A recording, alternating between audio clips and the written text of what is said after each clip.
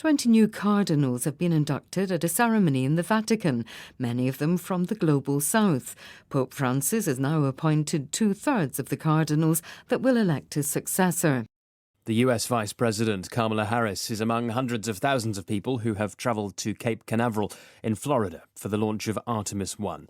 NASA's most powerful rocket is about to make an uncrewed test flight to the moon, paving the way for further human exploration.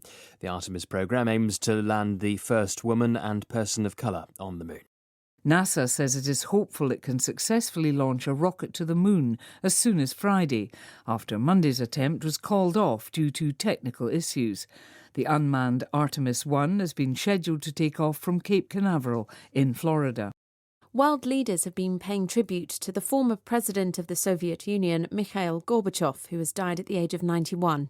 He played a crucial role in ending the Cold War and bringing down the Iron Curtain. He won the Nobel Peace Prize in 1990 for signing an arms reduction deal with the United States and for not sending troops to clamp down on anti-Soviet protests.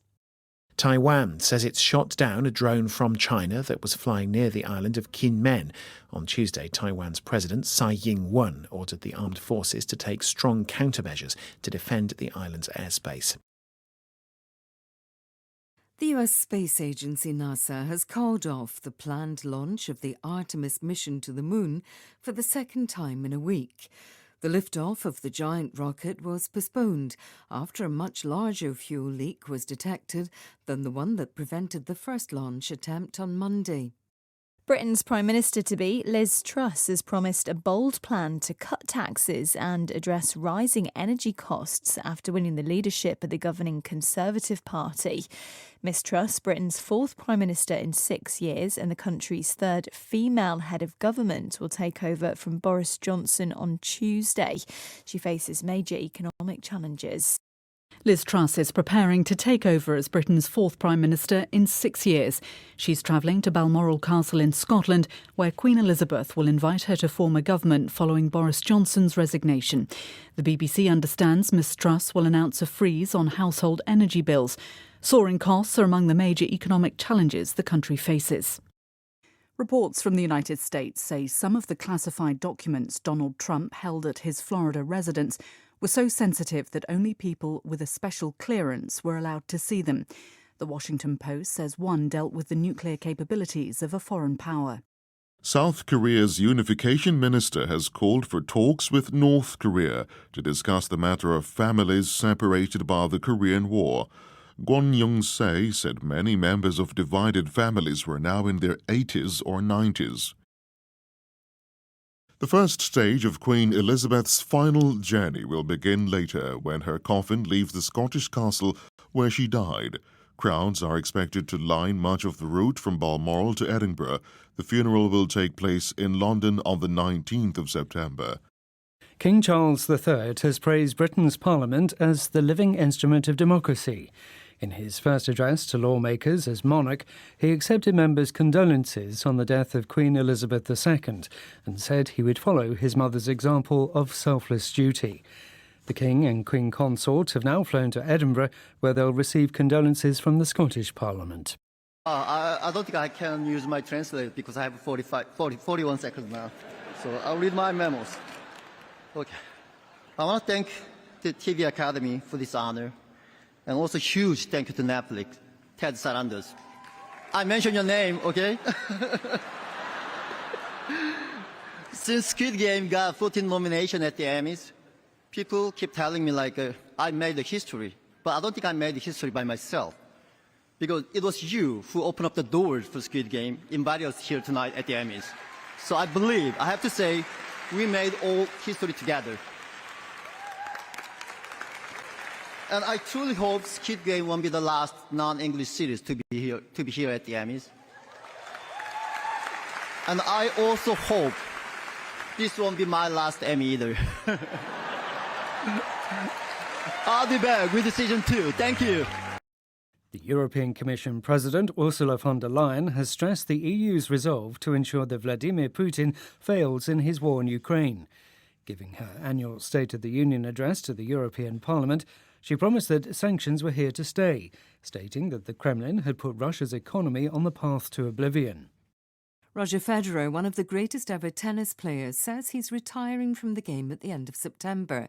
During his career, he won 20 Grand Slam titles. To my tennis family and beyond. Today, I want to share some news with all of you. I am 41 years old. I've played more than 1,500 matches over 24 years. Tennis has treated me more generously than I ever would have dreamt, and now I must recognize when it is time to end my competitive career.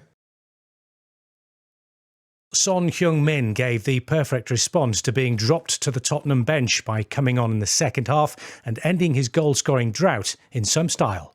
Son's on a hat-trick. Son with the hat-trick. Flags up. It'll have to go to VAR. Goal stands. The state hearse carrying Queen Elizabeth is due to arrive in Windsor shortly. Her coffin will be greeted by a military procession before travelling up the Long Walk and into Windsor Castle. A committal service at St George's Chapel is due to take place in an hour's time. Scientists have come up with a figure for the number of ants on Earth. They estimate there are almost 20 quadrillion individuals. That's about 2.5 million ants for every human. Their total mass is estimated to be greater than that of all wild birds and mammals put together.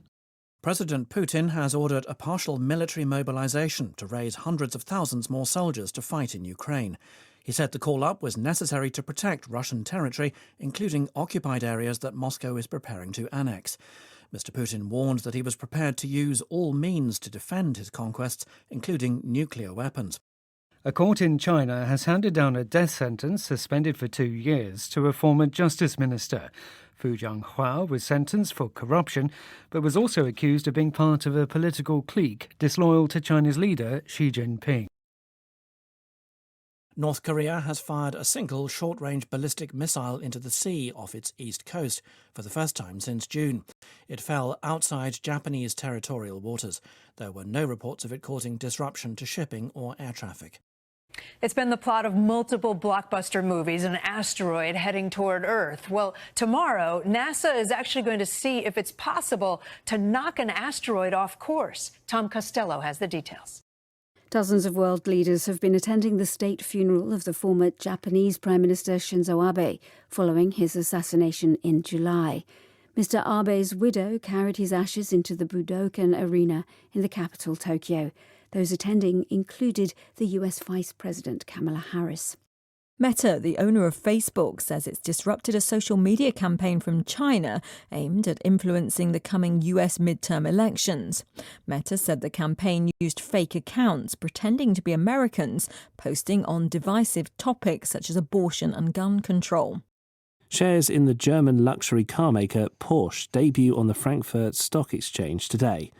Despite the current market turbulence, it's expected to be one of Europe's biggest listings for years. At about $82 a share, Porsche's owner, Volkswagen, has valued the company at around $75 billion. 시청해 주셔서 감사합니다. 다음 시간에 뵙겠습니다.